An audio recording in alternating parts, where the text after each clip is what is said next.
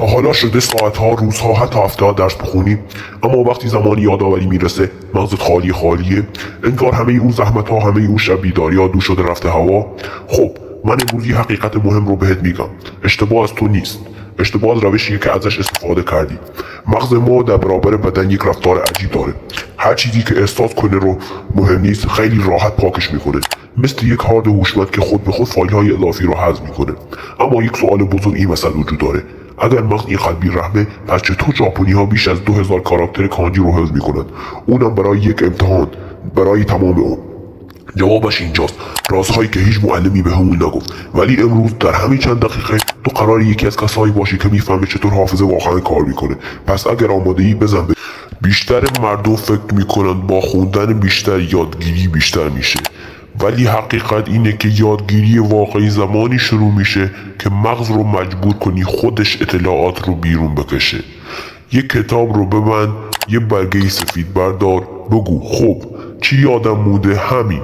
همین یه قدم ساده حافظت رو میسازه. هر بار که مغز زور میزنه اتصالها محکم‌تر میشن، راهها بازتر میشن و حافظه قوی‌تر میشه. این روش باعث میشه تو تمرینی یاد بگیری، نه فقط این که تماشا کنی. تو لازم نیست یک کور رو یه شب جابجا کنی. اونی که موفق میشه کسیه که هر روز یک قدم کوچیک برمی‌داره. این روش کومان میگه مطالعت رو خرد کن. به جای اینکه 3 ساعت درس بخونی 3 تا 20 دقیقه بخون. به جای اینکه 100 صفحه بخونی 5 صفحه بخون، اما هر روز. همین قدم‌های کوچیکه که یه روز میفهمی چقدر بزرگ شدی. تصور کن حافظت یک گیاهه. اگه زیاد آب بدی میپوسه، اگه دیر آب بدی خوش میشه. زمانمندی تو مهمه.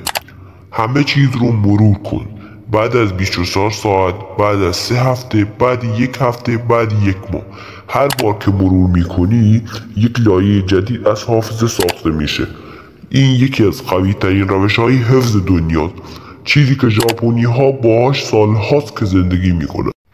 هیچ کس یک دفعه استاد نمیشه. هیچ کس یک شب هم قهرمان نمیشه. اصل کایزن میگه از همین امروز 1% بهتر شو. و تو باور نمی کنی که 1 سال بعد همین 1% های کوچیک چطور میتونن زندگی رو زیر و رو کنن. فقط روزی 6 دقیقه وقت لازمه. 2 دقیقه بازیابی فعال، 2 دقیقه مرور فاصله دار، 2 دقیقه تمرین عمیق و تمام. 6 دقیقه‌ای که میتونه تو رو از 90% مردم جلو بندازه. حالا میخوام ازت یه سوال بپرسم. کدوم یکی از این 5 روش رو همین امروز اجرا میکنی؟ همین الان